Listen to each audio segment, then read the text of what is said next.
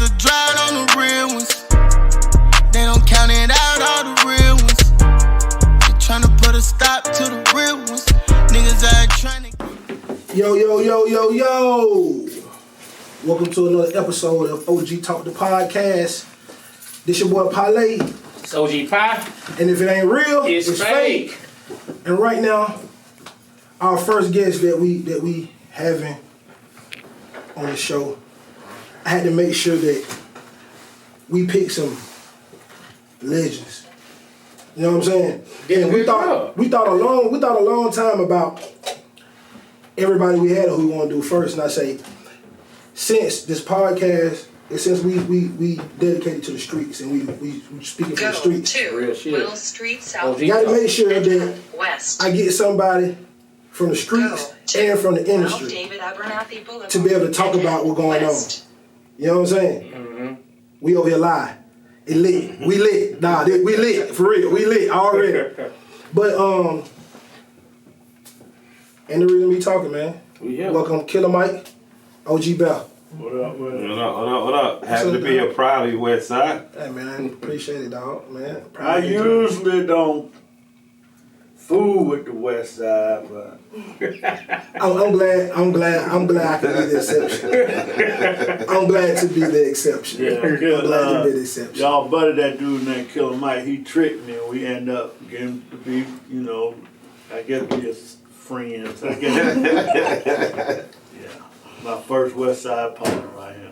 Oh, technically though, it would have actually I would argue C-Bone too. Both his parents from Dixie Hill, so. Man, C-Bone Southside. No, cut it out. Let's stop. But his ways. If it's fake, I mean, if it ain't real, it's fake. That's out the C-Bone, man. My buddy mama with the turtle, man. Yeah, Miss P, Paulette. Yeah, Miss P. On this podcast, y'all, the reason we doing this is myself and Pi, we feel like we got the voices that we can speak for the real ones and for the streets of Atlanta. You know what I'm saying? Through what we did before. And it not to be like, oh, we choosing sides, he cool with him, so he ain't saying this. Now we gonna speak the real, we gonna talk the real. And I wanna share street stories to inspire the youth. Because I want this podcast, OG Talk, to be the bridge between the younger generation and the older generation. You see what I'm saying?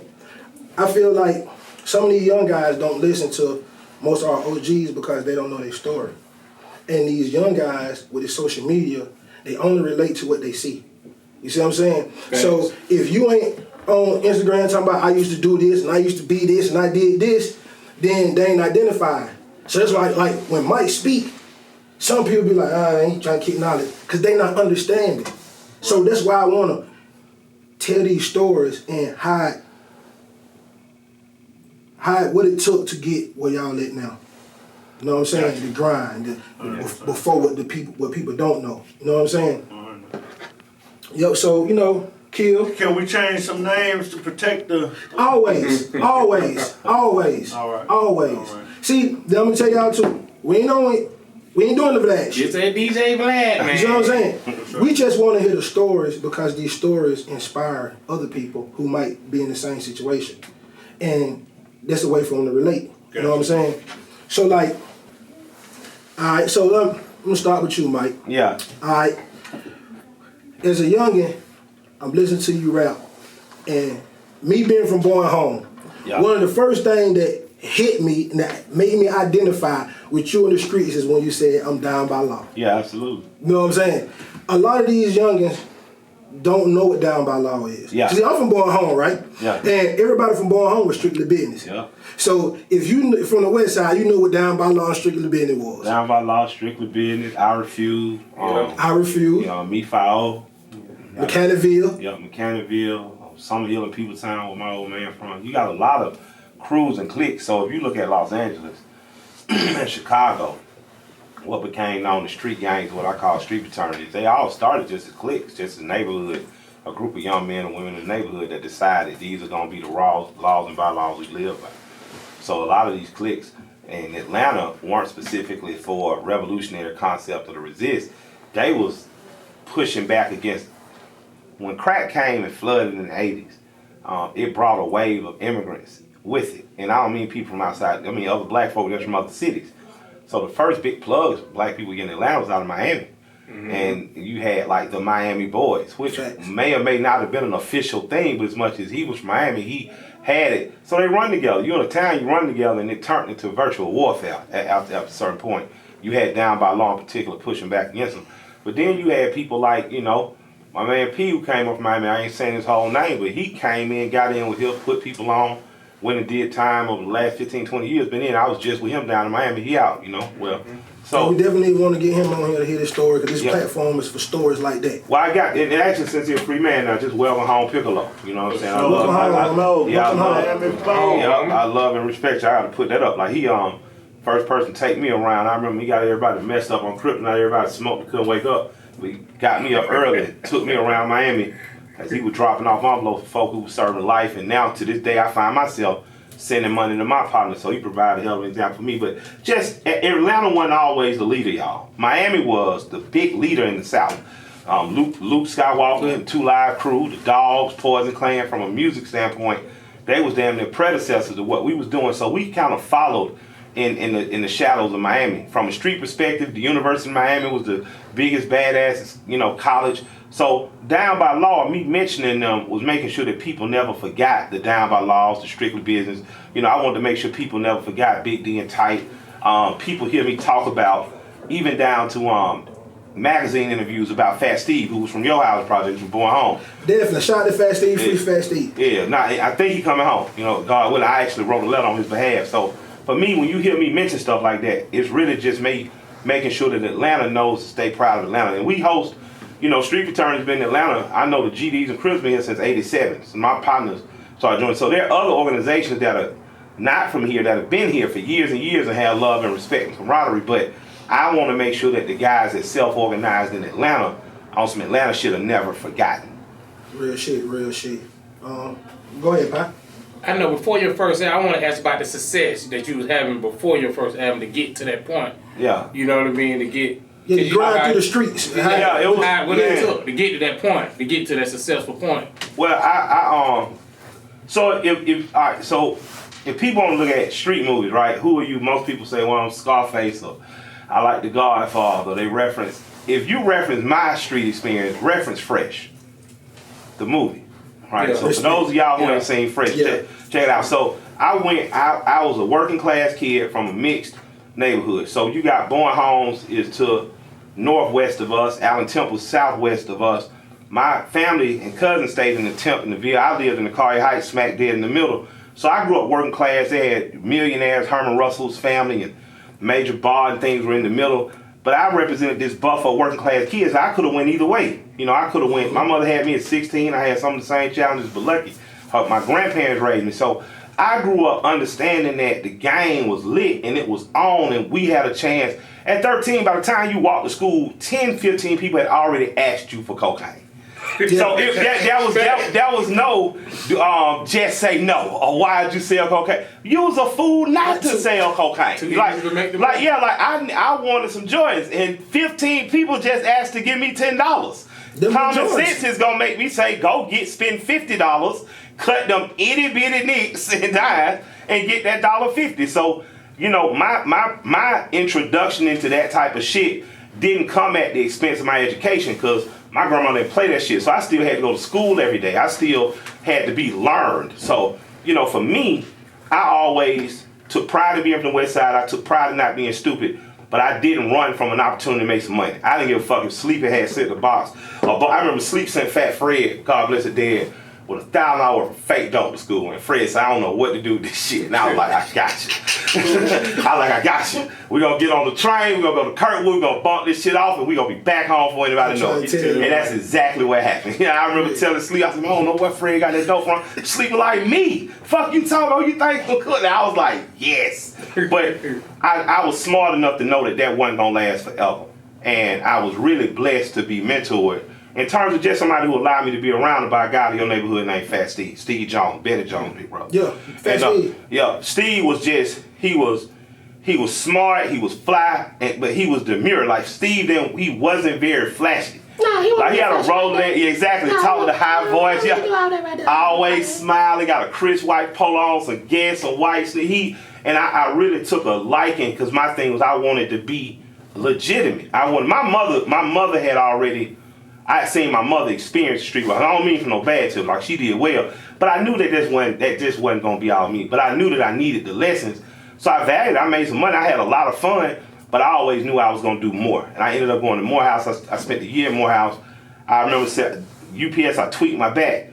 I was going to buy a pound the next week. I told my mom, I can't do this shit. You got her and my aunt sent old man was getting them. I think out of Texas for like maybe $2.53, just like and he was getting. I think my mom had it getting me. I think for like $4.50, $4.50 a pound. So I was like, yeah, Morehouse. So hold on, Cole. We ain't just gonna skip like you didn't say that. So you were getting it from your mama. My mom would never we had a quiet agreement we wouldn't do business together. Okay, but I knew that. Okay. So Miss Ellison, you remember Miss Ellison from Douglas had the pay leg? So Miss Ellison, when I was in my mother's stomach, Miss Ellison taught my mother.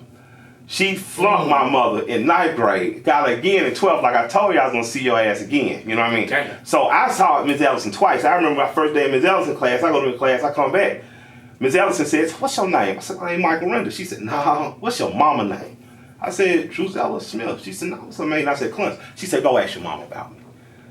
So I asked my mom, I said, "Hey man, sit and act like you got some sense." You know what I mean? So my mom had experienced everything a West Side girl could. And at 15 years old, I remember a couple things. I remember my mother dropping me off to school, Thunderbird on Momo's, kid and everything, her old man from Thomasville, my man Ralph. She had a car phone. Now, this was so regular in her household. Now, I live with my grandparents, 14 houses from Doug, so 5 days a week I'm there. But on the weekends, I'm with my mom. It was so regular to me that everybody didn't have a phone at that time. Mm-hmm. People just had beepers. But I remember telling Miss Ellison, my mom wrote a note this is why he's late, contact me. And Miss Ellison said, well, if you said your mom said call her, and you just said you dropped you off, how is she I'm supposed to call her? You lying to me. Mm-hmm. I said, no, you just going to use her car phone. And I said it so normally, I could tell it fried her. She literally just told me, get the fuck out of the office, you know what I mean? The big ass old phone. So the relationship with me and my mother was more like one of a big sister and a little brother, and less like my grandmother was my mother. And I don't mean that in a bad way, just my mother, we had a camaraderie. But we had an agreement where we didn't do business, but my auntie was like the fly girls. They dated dope dealers, they wore jewelry, they was smart, they put money to the side. My aunt Cent dated the dude who was bringing a lot of Texas in. She said my mom, her shit with me was never take a front. She just didn't believe in it. Now we had a philosophical. Tell them again. Say it one more time that mom said for all y'all listening. Did not believe in taking front. She did not believe in it. The other event that happened when I was 15, I woke up 2 weeks for my 15th birthday. My mother was being arrested for attempting to buy 20 kilos of cocaine in Griffin. So again, she wasn't just buy this access. It's in the blood, dog. Yeah, but beyond this, in my blood part, because she raised me to be. She knew I was going to college, but her thing was, if you got this college and you was more focused on your back hurt from UPS, you weren't going to be focused on getting the grades that I know you deserve. So on some real shit, she was like, them niggas smoking weed on campus. Everybody who's scared to go to East Hampton, you should be serving. I'm going to take you to your aunt and I'm going to make dude give it to you at cost. And that's what he did. He just gave it to me at cost. And that way I started capping a little bit on getting a couple $100 off each top. And I took a couple, broke down and get around the dorm. So my first year was pretty easy because I had an easy job. But I knew at the end of the first year, I'm just like, I don't want to do this. Not that I don't want to be at Morehouse, because the greatest mistake I made was dropping out of Morehouse, because I would have graduated the same year I got a record deal. But I knew that I was just there to learn. I wasn't there to get a trade. I wasn't there to be a doctor or a lawyer. I wasn't there to be an engineer. I wasn't there to get a degree that was going to guarantee me money on the other side. I wanted to be a rapper. So I took me, Big Zach, who's from Allensville, my man T. Shouts out to Big Zach. Shout out to Big Zach. And started working, man, and getting it together. And came up with this thing called the Slumlords.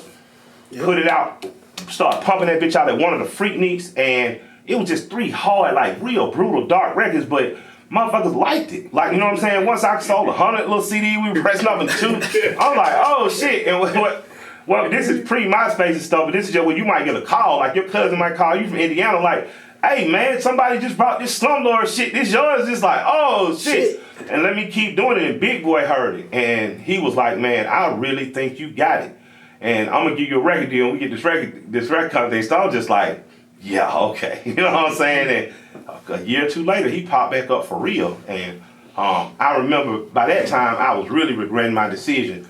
Because now I'm in the streets full time. Now it's my job. It ain't just a hustle I do on the side in high school. It ain't just something I'm doing in college in between classes. Now I got a job at the AutoZone just to serve out the store. I didn't give a fuck about the AutoZone. You know what I mean? Which AutoZone was it?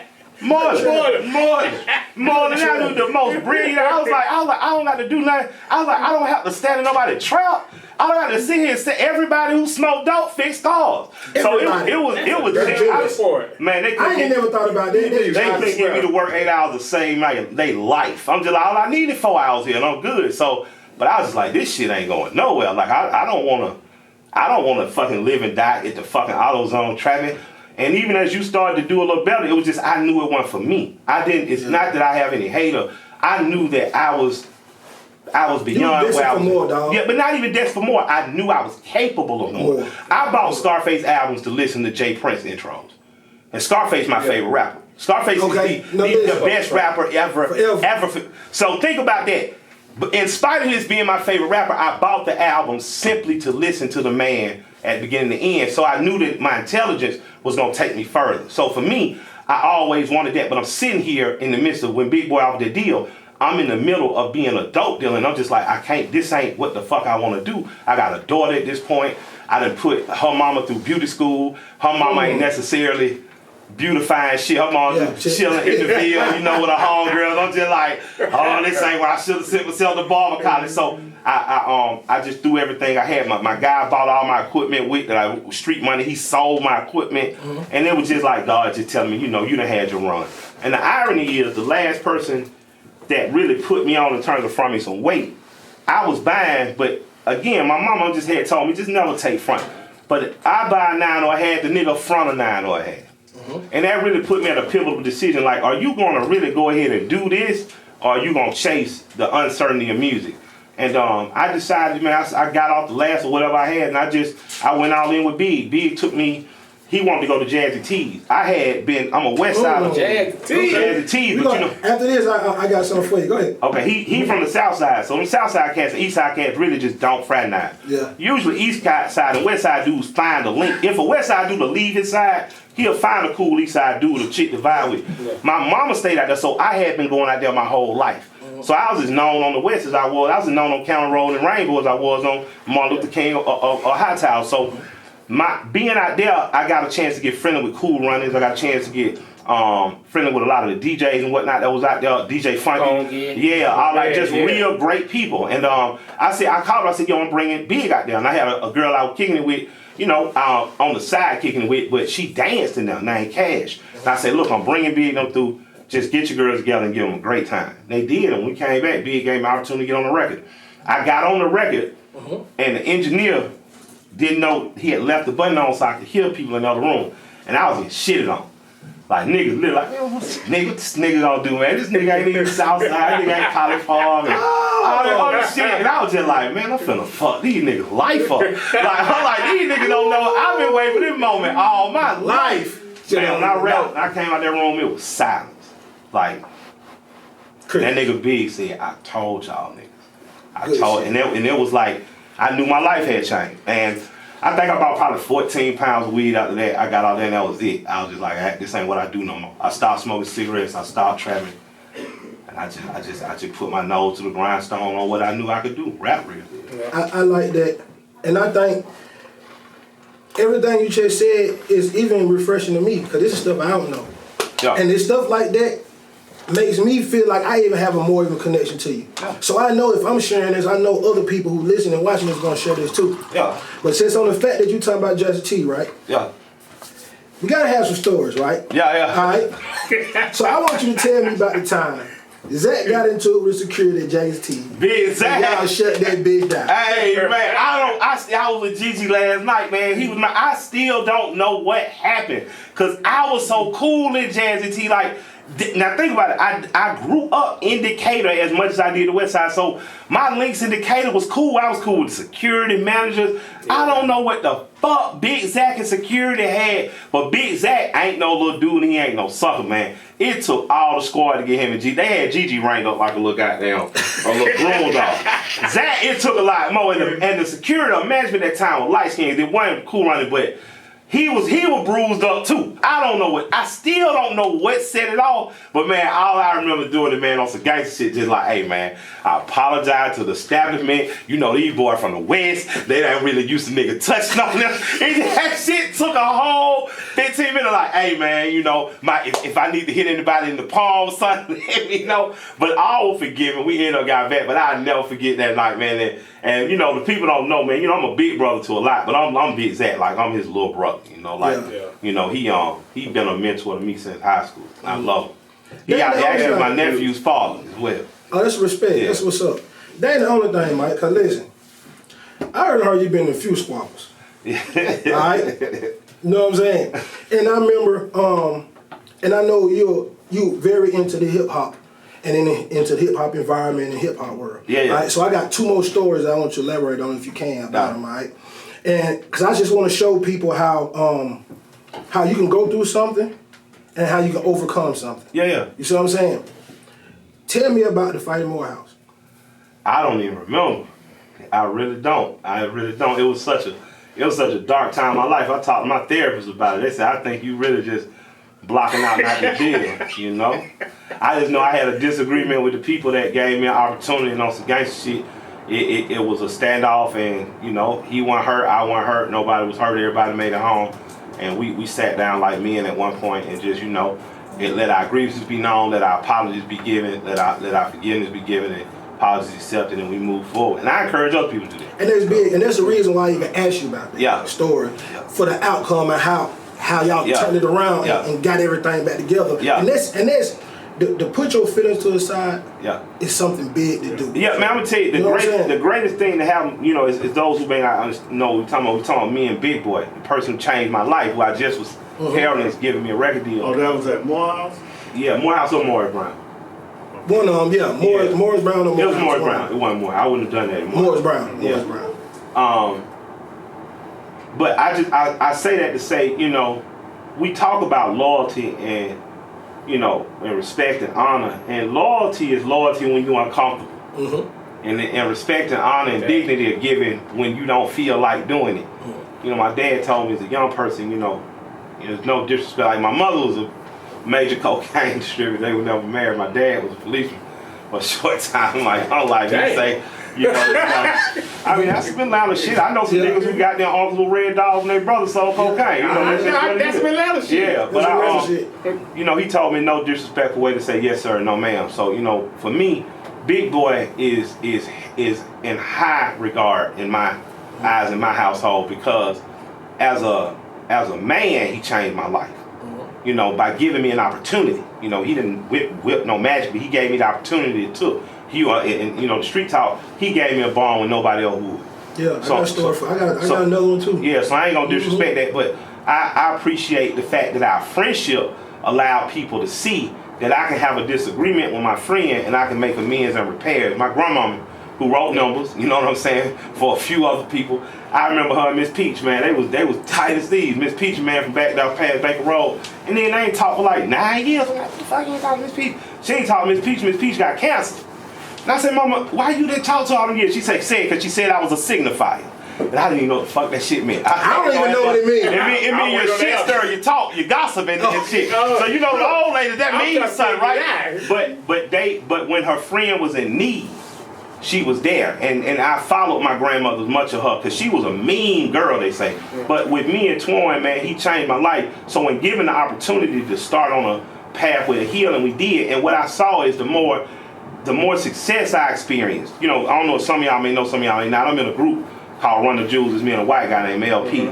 And we do really well. We're on the cover of Spin Magazine this month. Y'all selling out all the arenas? Yeah, we do. Yeah, I'm up on it. We do very well. So I'm up on it. As I started succeeding more, I understood the gravity that it takes we employ, about 15 people, 40, in terms of the great expand, but in direct, we employ 15 to 20 people. And to be responsible for 15 to 20 people's life can be overwhelming. And you don't understand when you've been an artist that getting up at 4 o'clock versus 7 o'clock may make the difference in somebody's career. You don't when 5 people all grabbing at you for one piece of exposure, when your father dies and they still expect you to do a press run with an artist. I didn't have the empathy because I hadn't been in his position. But once I got in this position, it allowed me to come back to say, much of what happened to me, I have to take account for it. Not that bad shit happened, but it helps me to be able to say it's on me. Because he gave me the opportunity, and what he does still takes care of so many people. Like Outkast stopped touring. Big Boy has never stopped touring. Yeah. That means that band you see behind Outkast, that DJ you see, those vocalists you see, he has kept those people working for 15 years. Imagine that. That's damn near 20 years. That's half a 10-year on the house or job. So what I did was, like my grandmother told me, you humble yourself.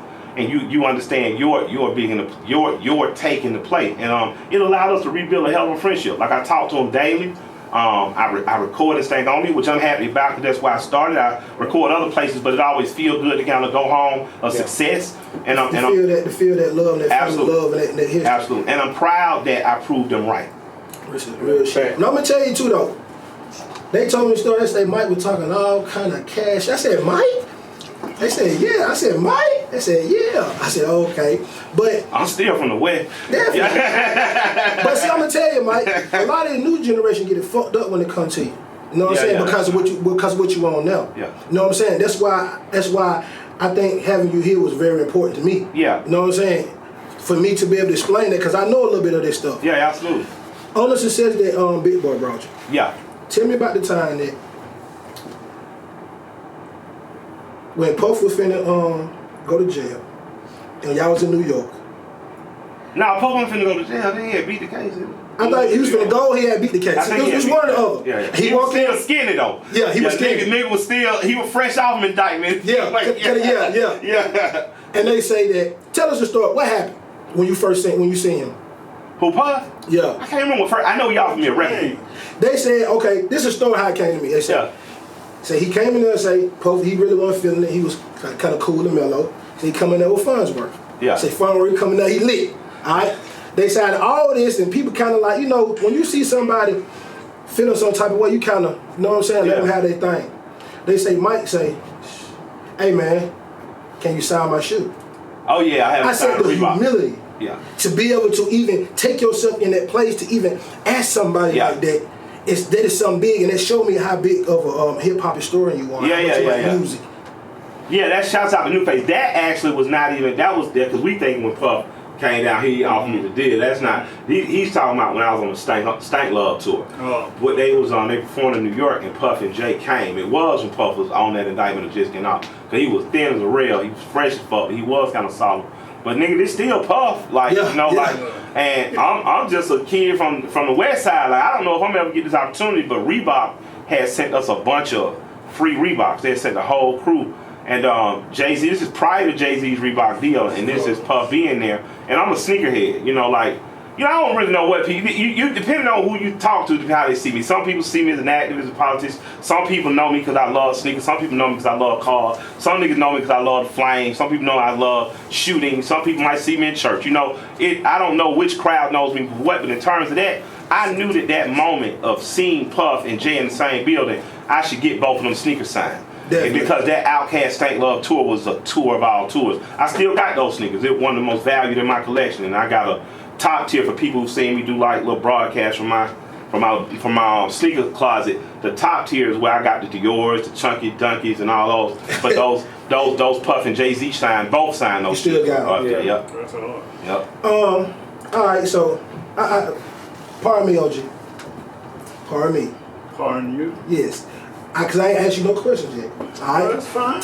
No. But see, I'm in here with one of the most. He's in the top 5 most important black men in America. Definitely. No, definitely that. I'm learning as well, and maybe we ain't best friends, so I don't know all this. Nah, you so stupid. It's like a West Side nigga to hide some information. Oh, man, I just forgot. Yeah, they with the West. I don't do it like that. Oh, man, they so bad to it, man. So, I know it's OG Bell. Alright? Some call you YB. Yeah, Some call you Huggy Bell. I don't know where you been doing your Some call you Bello. Yeah, you been. You feel me? You know what I'm saying? And I heard that you was the celebrity barber. Yeah, See, this is new for me because when I met you through Big U and Trick Trick.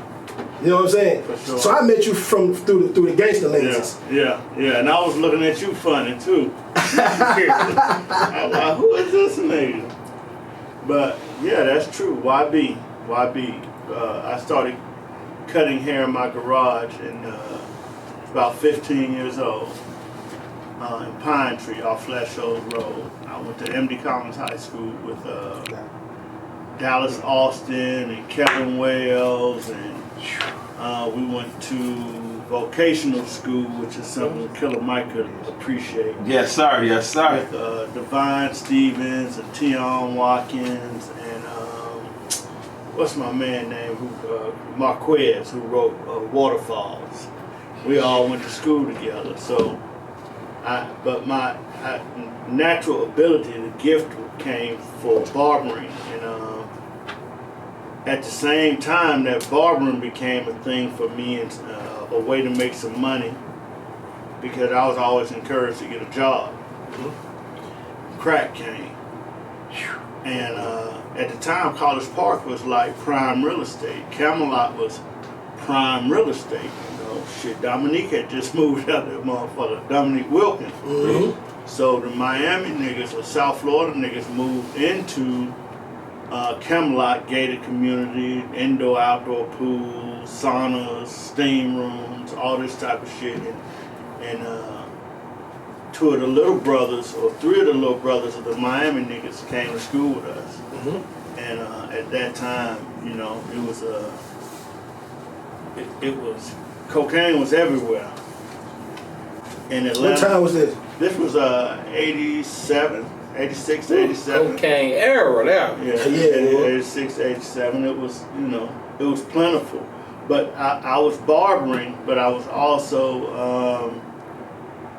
I was the barber for some of the Miami niggas. So it just started making sense to participate, a little bit here and there.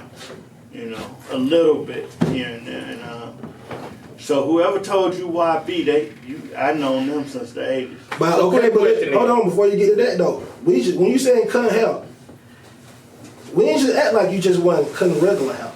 You was cutting like ABC, 112, Big Boy, Boys to Men. So I heard you cut Biggie and C's when they came to Atlanta. So you was cutting them. So when my big brother Kevin Wells had this group called Another Bad Creation, and they did their deal through Michael Bivens and Biv Tim Records, and they started going on the road. And at that point, there were probably 3 barbershops on Old National. Now there's probably 27. So I would consider myself humbly one of the best on the South Side. So I always was packed. I always had customers. So Kev hit me one day. He was like, man, I need you to come up here to cut the kid's hair. And because the barber he had was fucking up. And you know who you are. So anyway, thank God you was fucking up. Yeah, thank God. Opened up a door for somebody. Opened up a door. So I ended up driving to this place called Northside Drive. I'm from College Park. I ain't never been to Northside Drive. I don't even know how I figured out how to get to that motherfucker, and seen that this dude who went to high school with me had a $5 million studio, state-of-the-art studio, and his name was Dallas. And I started cutting the kids' hair, and then shout out Dallas Austin. Shout out Another Bad Creation. Like them little kids is really introduced me to what work ethic is, what mania is, what having to protect kids from little girls. It was the most incredible experience ever because you can't hit them, but them motherfuckers were ferocious. That little girl wanted what they wanted, you know what I mean? So I got to travel around the country with one of the hottest kids groups ever. You know what I mean? That was 1990, right before Crisscross. And during that, I met Boyz II Men. I started cutting their hair they had just sold 5 million albums for their first album, Motown Philly. During that same time, there was another artist, actor that came through by the name of Will Smith. I started cutting his hair. Then there was Busta Rhymes, who had newly left his group, Leaders of the New School, and he came down here. I was cutting his hair. And then there was Diamond D, the producer from New York. I scared the shit out of Diamond, man. Shouts out to Diamond, man. Diamond was. How you scare him? Tell it. He came through the field. He came through. At this point, I'm the little Windsor Square Tony Soprano. I serve a couple people. I walk around with my wife beater. But I'm a hip hop head, so I see this thick black chick get out who I know get out of Serena, and I said, "This is Diamond D." I was like, "Oh How man!" did you even know who Diamond D was? Digging in the crazy you talking about? How you don't know? Like I didn't know though. So I'm a Southern West Side kid from the Temp, but I'm a hip hop head. I'm really I really love East Coast music. Jabba Loke turned me on to the way Jabba Loke acted about when he was from Connecticut, so the way he was acting about Diamond D, I was just like, that's Fat Joe. What you talking? That's Joe's story. Eric Sermon and Everybody. I ran up on Diamond. I scared the shit out of him. And then Puff. Put the kid named Puff, who had just got fired from MCA, and of course I was always This is history. This is history. Listen, everybody who listen, this is Atlanta history. Yeah. And see, this is the thing. We have to give our flowers to the ones who paved the way for us to be doing what we're doing now. Yeah, absolutely. You see what I'm saying? So before we even finish this, I want to give y'all flowers because this is a history, dog. You saying this stuff in the 80s and 90s. Yeah. Half these people who popping now weren't even born yet. Right. Yeah. For sure. No, 100%. And to me, honestly, that's one of the reasons I carry the College Park banner the way that I carry, because I'm so proud of what has come out of this strip from Old National, from the top of Old National to the bottom.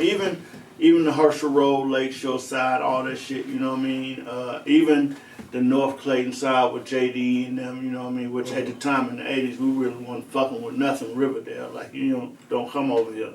You know what I mean? But now, that's considered. Everything mixing there. South side. Yeah. Facts. That barbering and at the time, let me see, 1990, I started working at this particular barbershop December 4th, 1989. I'll never forget that day because it was my introduction. I went to barbering school on Ashby and Simpson at Brown Barber College. Shouts out. So Brown, that kind of rest in peace, Doc Brown. So really, you wouldn't be nobody without the West Side. Oh, there we at. You got a lot of this stuff. It all come that way. But let me tell you what that experience did, because I noticed, even from some of my classmates who became legends, Atlanta legends in hustling, in the street game, you know what I mean? Ice and Money, you know what I mean? Them were my partners, you know what I mean? Plato Loke, Scat, all these niggas who was really hustling. College Park, like I was saying, we started to become the place to be. So we had Detroit niggas, we had Chicago niggas moving in, we had a lot of niggas buying houses. Boston, like Roxbury, Orchard Park, Boston families moving in who had the heroin, you know what I mean? So I'm at the barbershop. Where better to get to know the lay of the land. Exactly. You know what I mean? Talking about in the barbershop. That barbershop. Everything at the PI. I end up being the connector on shit. And I'm not gonna sit here and say I sold a whole bunch of dope. I got so scared so fast when niggas start getting time.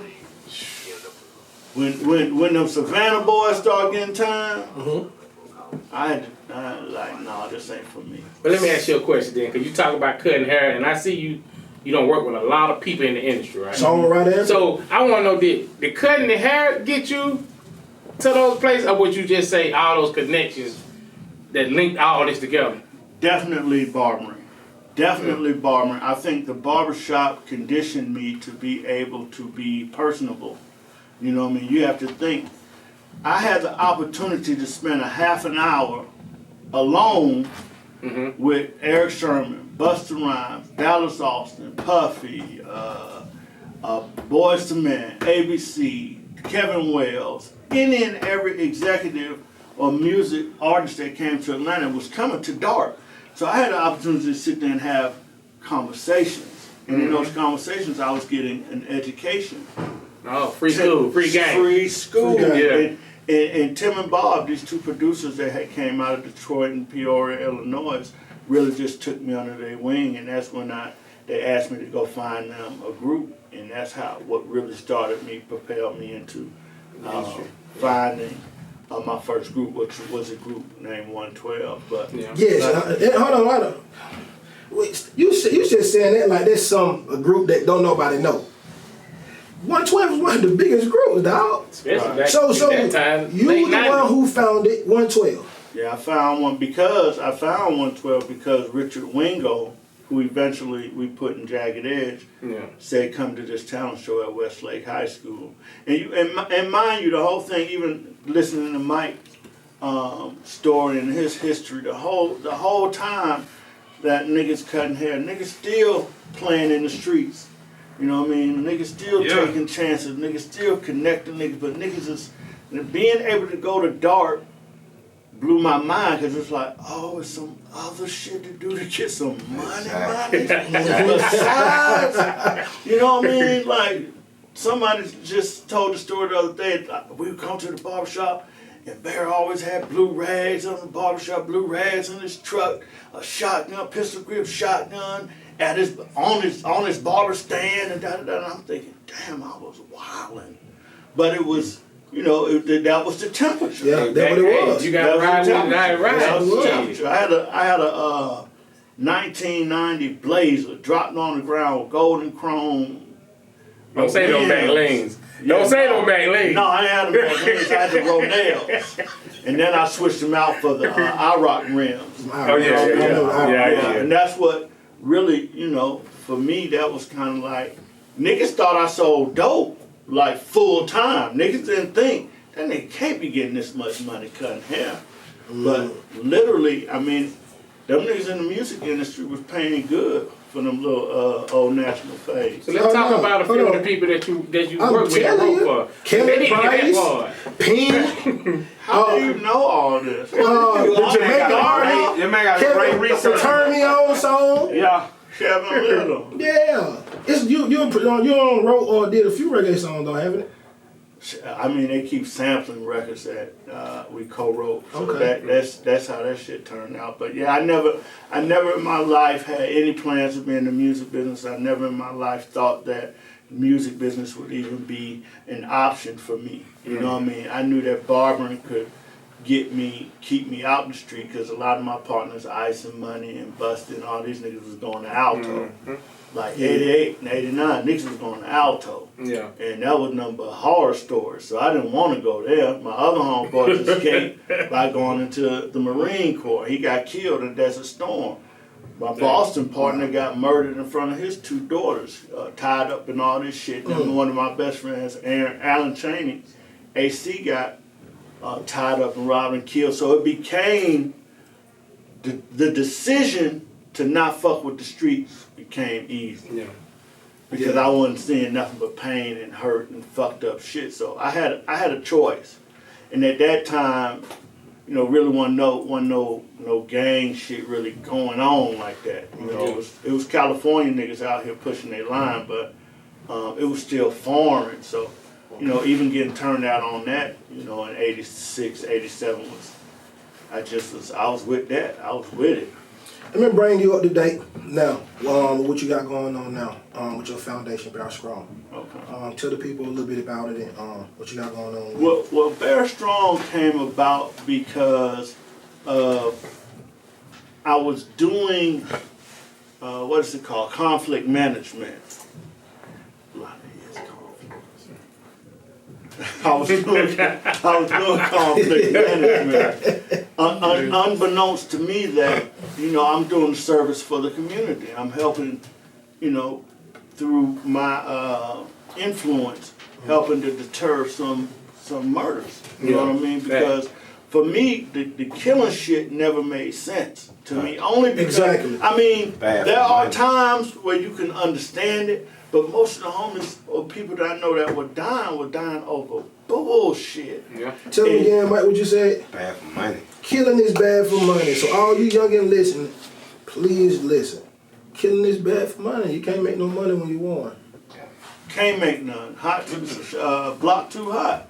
So it became a situation where I was told by some music executives and some TV and film executives to utilize my resources and continue to do what I'm doing, but make it official and start a nonprofit. It was never, again, that was never my plan. It just kind of fell in my lap. And then with the assistance of, Killer Mike and his support of me in that endeavor, like, it's really been a godsend, because after my mother died in August, my mother died in August, my father died in September, there was an emptiness there for me. And that's another thing that I didn't really have no way to deal with, that death or the loss of my parents.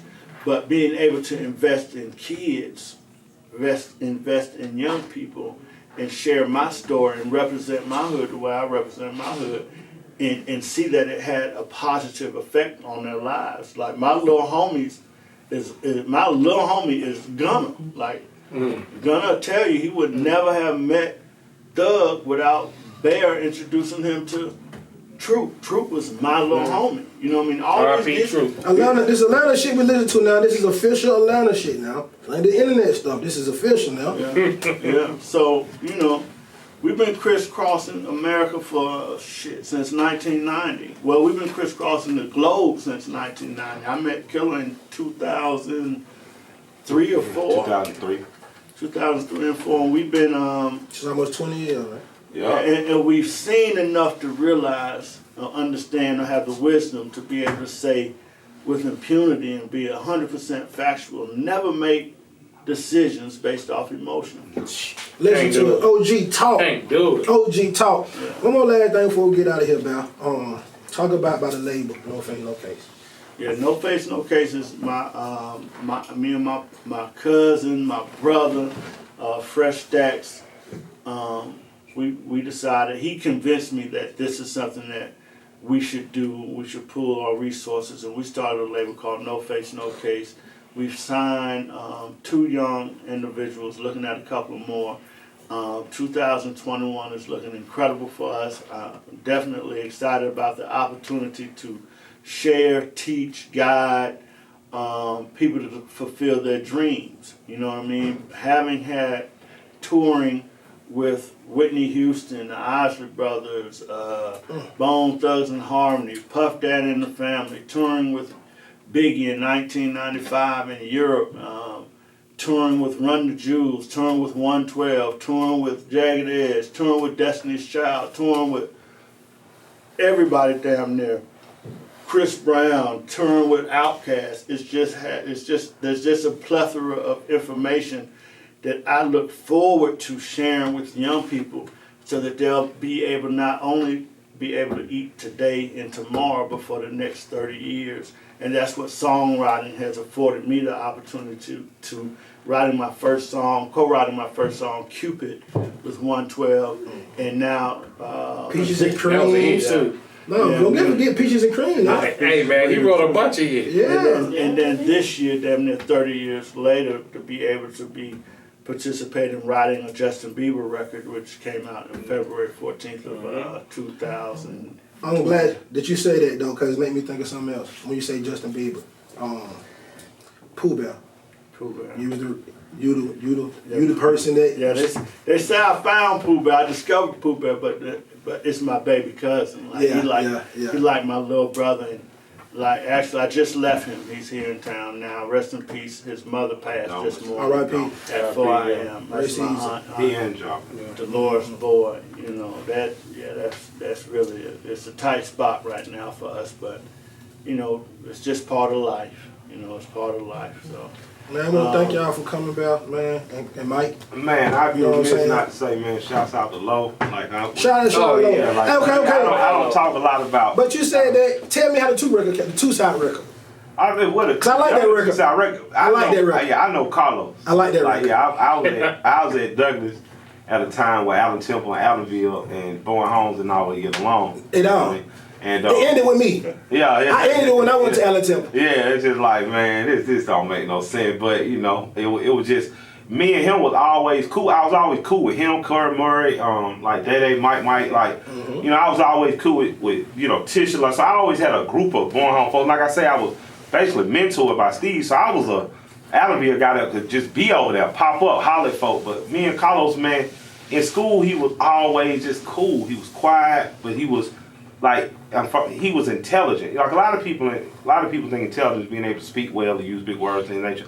But he was years ahead of us, even as kids. Oh, definitely was. Like his mind was already on money. He reminded me of a Jay Prince like thinker. Yes, you know what I'm definitely. saying? Yeah, Sean Lowe definitely was Yeah, there. and I like again, like I call him Carlos. Like I call Troop Dog. Like I knew Dog. Dog was the person who, you know, helped my cousin out when he was in the pool house. Dude was trying to do something to me. Really put it in on the dude on behalf of my cousin. So a lot of the people I know, I be smiling because, you know, man, I went to school. I know a lot of good words, and I know who can take a picture of your mama's house and tell you to chill the fuck out too. Yeah, that way. You know what I'm saying? That way. Bring it back. Bring it back. So We need to bring them methods back. You know, when I made Two Sides, I wanted it was the line was so slick. Even though it was a line that was, you know, weaponized against my other partner, I had to go to my other partner like, man, I really want to use this line, but it ain't got nothing to do with you. It's as much as letting people know in Atlanta, people are moving to Atlanta like now, like no disrespect, but you know, they coming with beefs from old places, from our places, and they handling them the way they would have at home.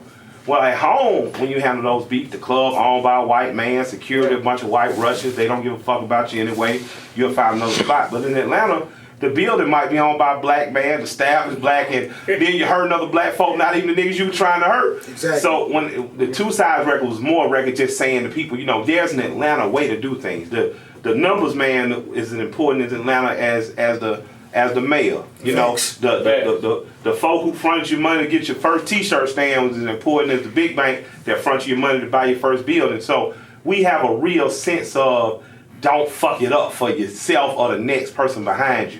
And that record was more of a record that was a talk shit record, a hard record, a street record, but it really was more like saying, you know, like, hey, it must be two sides of you on this goofy shit, and that's not what we on here. Like, we handle shit like players. I really appreciated what Tit had to say in that. Like, I don't mean to cut you out, Mike, because you said something about money. I want to hear more about Greenwood, because before we get out of here, so people know. Hold on before we say that. I got to say that, Kai. I've been feeling like this for about 2 weeks now, all right? I filled out to go get the Greenwood account, right? Yeah. And they told me 423,189. Yeah. I need to get up on the list. No, I got you. I need to get up on this list, man. And it's gonna be worth. What I want to tell people, man. You even though you younger than me, Parlay, we old enough to remember when it was a bank on Bankhead. We old enough to remember when there was a grocery store on Bankhead. Mm-hmm. All these things are gone. You know, when Chase Bank left Martin Luther King, 2 locations, I started to say to myself, like, what the fuck are they doing to our community? They done took all the stores, took the grocery stores. Now it seems like you can't buy nothing but gas and a T-shirt, you know? And what replaced banks were check cashing places, title lending places, and places that are not, you already say, when I was working at AutoZone paid me $200 a week. If I cash a check cashing place, then that's $40. They're gonna charge me 20% of what it takes. If I'm a regular dude, I'm square, I'm just working at the AutoZone, I'm not slinging crack out the back like Sunday ain't coming, you know what I mean? Then I would have been faded, fucked up. So I had to see what was out there in the market in terms of could help us. So for the last 7-8 years, I've been talking about Back Black, whether it was One United or Citizens Trust, which is here in Atlanta, Carver Industrial, and Ryan Glover, who's an amazingly smart brother from the Bay Area, made it from the streets to the suites, founded with him and Noonie, with Noontime Records, founded Bounce TV, and he and Paul Judge, who comes out of the tech world, started a banking platform. Andy Young, our former mayor, mentored me since I've been 15, had went to India, saw how a card over there versus paper money was helping people. Over here, we used the card. Shit, I work at EP2 still if I could, you know? So now, as a person, you get a chance to cash your check.